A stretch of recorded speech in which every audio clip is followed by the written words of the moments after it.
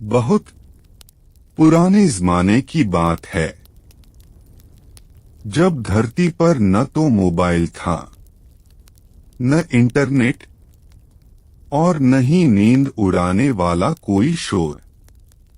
बस मिट्टी, नदी और कुछ बहुत ही बोरिंग लोग जो पत्थरों से औजार बनाते थे। इसे प्रागैतिहासिक काल कहा गया, क्योंकि इतिहास तब लिखा ही नहीं गया था, यानी कुछ भी ऐसा नहीं था जिसे कोई याद रखना चाहता हो। धीरे धीरे इंसान ने पत्थर को रगड़ना सीखा और रगड़ कर आग निकाली। फिर उसे देखा और कहा, वाह। और फिर उसी आग के पास बैठकर उसने अपनी पहली बोरिंग मीटिंग की।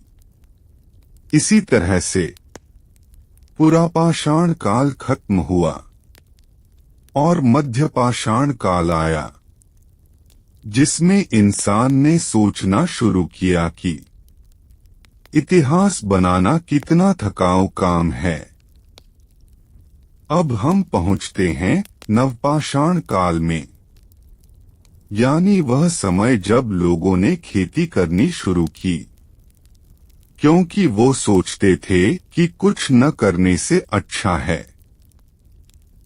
मिट्टी में बीज डालो और कुछ दिन बाद कुछ उग ही जाएगा। इसी बीच कहीं दूर सिंधु घाटी की सभ्यता उभरने लगी।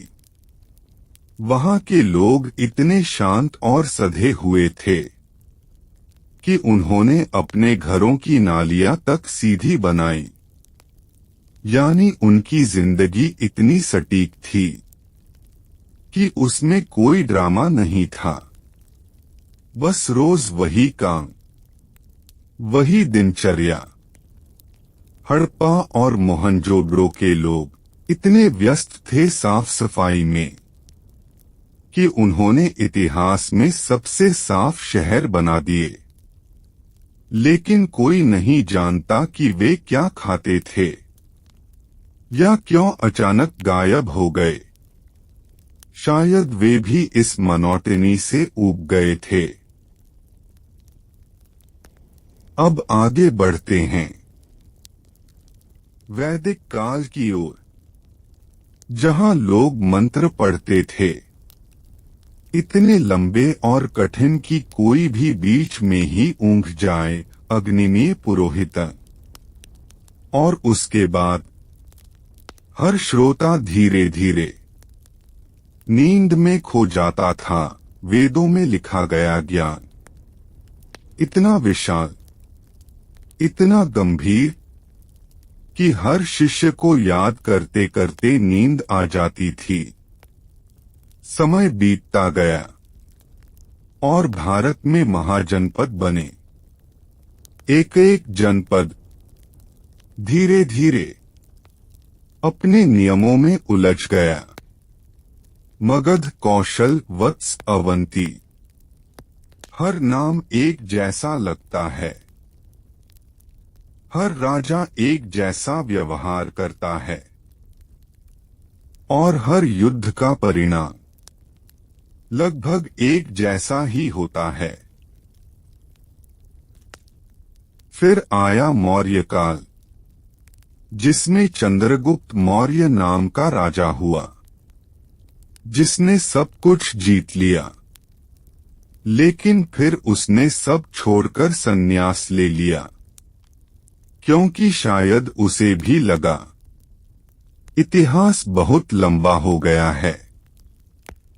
उसके मंत्री चाणक्य ने अर्थशास्त्र लिखा, इतना विस्तार से कि अगर कोई उसे पूरी तरह पढ़ ले तो बिना अलार्म के गहरी नींद आ सकती है। उसके बाद आया अशोक महान, जिसने युद्ध किया, फिर दुखी हुआ और फिर सबको कहा, हिंसा मत करो, शांति रखो। यानी एक और धीमी कहानी जिसमें कोई क्लाइमैक्स नहीं है। समय धीरे धीरे बहता गया। गुप्त काल आया जिसे स्वर्ण युग कहा गया, लेकिन सच्चाई ये थी कि सब कुछ इतना शांत था कि सुनने में वो युग एक नींद जैसा लगता था। कवि, गणितज्ञ, दार्शनिक सब अपने अपने कोनों में बहुत धीरे धीरे सोचते रहते थे।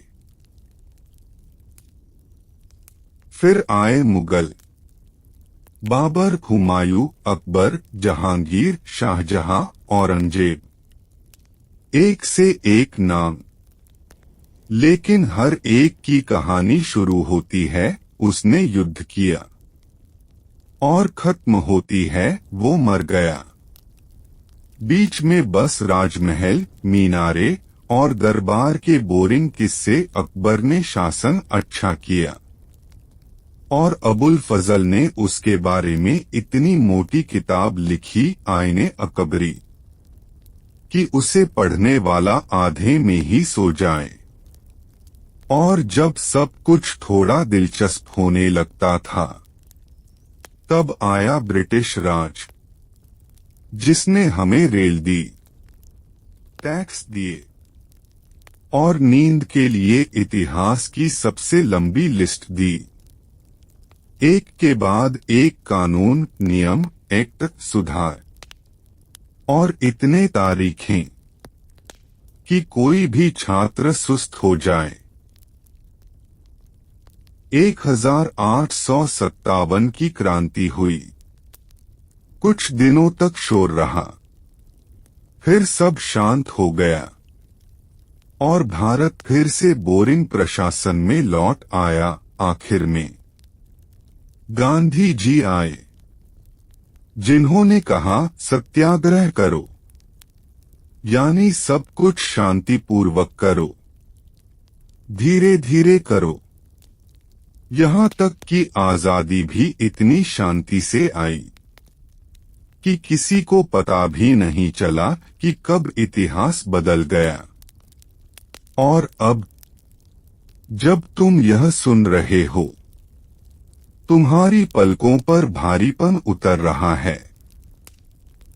दिमाग में बस तारीखें और नाम घूम रहे हैं, जैसे पुराने टाइम टेबल की किताब जो खुली रह जाती है और तुम धीरे धीरे इतिहास के बीच अपनी नींद में चले जाते हो।